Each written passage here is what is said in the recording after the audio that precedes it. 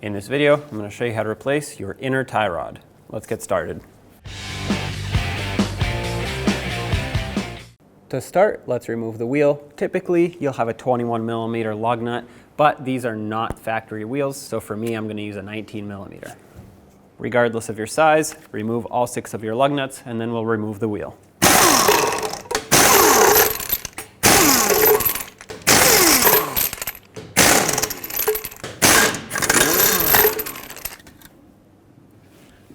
This is a 27mm nut. I don't have a 27mm wrench, but I do have this pipe wrench, which is what I'm going to use to break this free. You can use, well, anything you can get on here, really. That'll get a nice grip.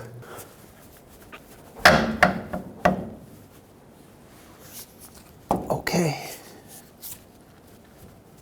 Spin this a few turns.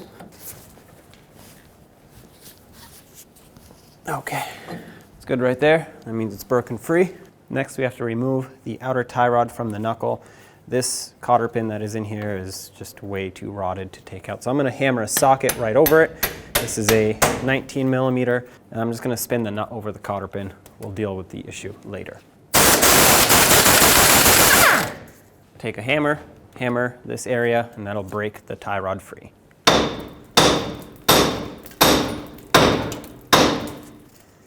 Okay, there we go. Count the turns that it takes to remove the outer from the inner tie rod so that when we put it back, we can get it as close as possible.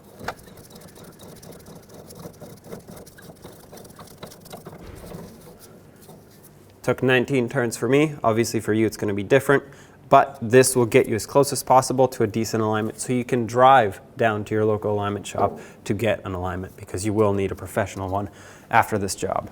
Let's remove this clamp that holds the end of the boot on.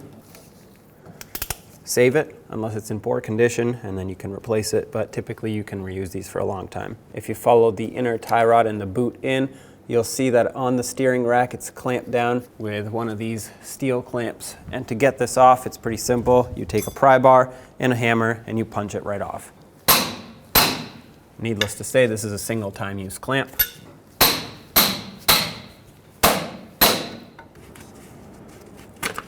Okay, there we go. Now you can grab the boot. I'll have to peel it off of this inner tie rod. There we go. There's the boot. And take this clamp, discard it, because like I said, you will not be reusing this. Now looking on the inner tie rod where it bolts onto the steering rack, you'll see that it has this washer that's bent over on the top. It's the same exact thing on the bottom, but we'll start up here. All you have to do is get a screwdriver or a pry bar and straighten that washer out so that it unlocks it. This is basically in the locked position right now.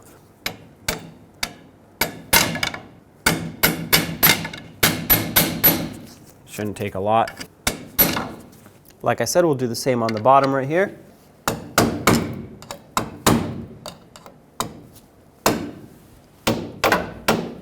All right, I'm going to grab the same pipe wrench that I used earlier.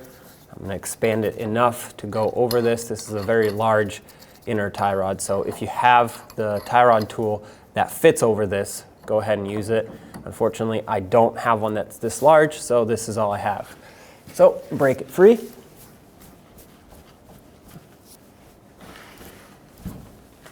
Okay.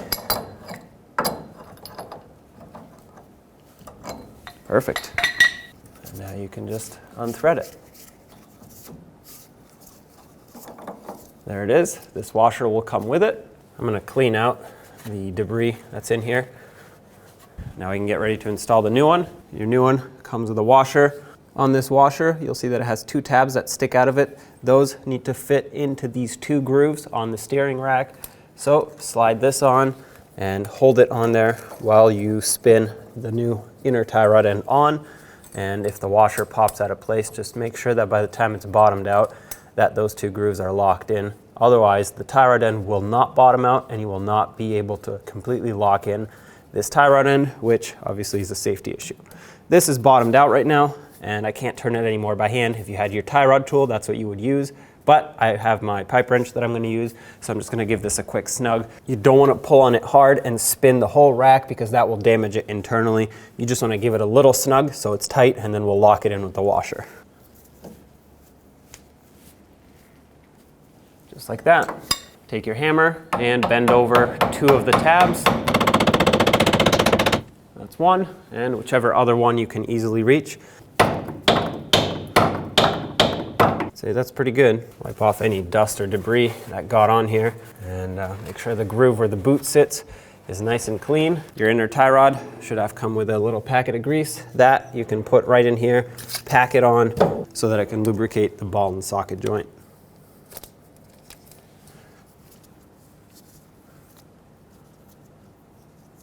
Any excess grease that you have, I like to put it right on this ring here where the boot sits. This will help it not to seize to the tie rod in the future, which will make it a lot easier for alignment purposes. Now let's put the boot on, slide it over.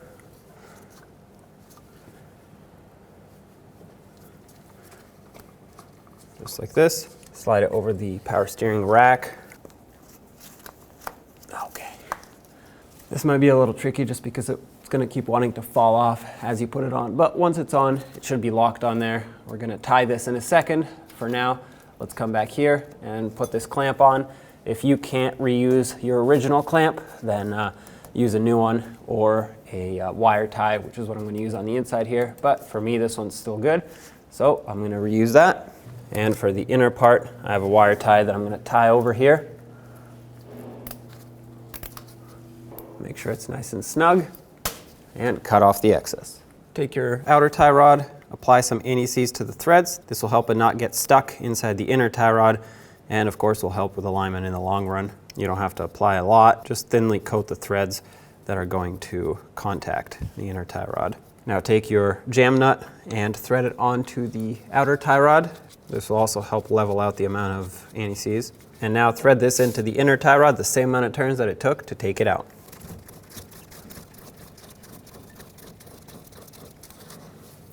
That's 19 for me. Of course, like I said, for you, it's gonna be different. Get this nut close. Let's put it into the knuckle, and then we'll snug that up. Grab the tie rod and slide it through. Press it in all the way, and put the castle nut on. This new one is a 22mm socket. Snug it up. The torque for this is 67 foot-pounds, but of course, after we torque it, we need to make sure that the cotter pin slot lines up with the hole in the stud. If it doesn't, you're going to want to keep tightening and not loosen to get those to line up.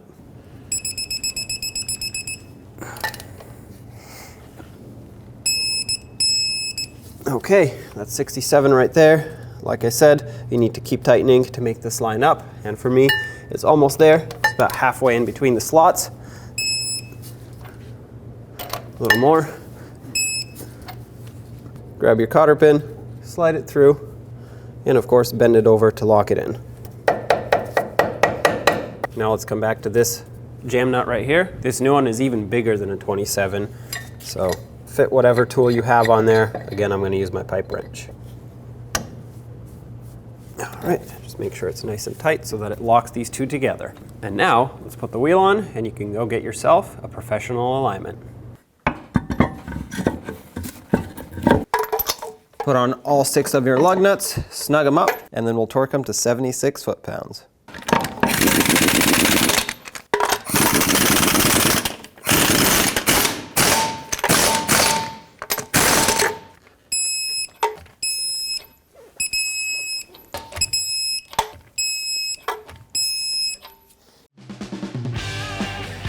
When only the best will do, demand TRQ.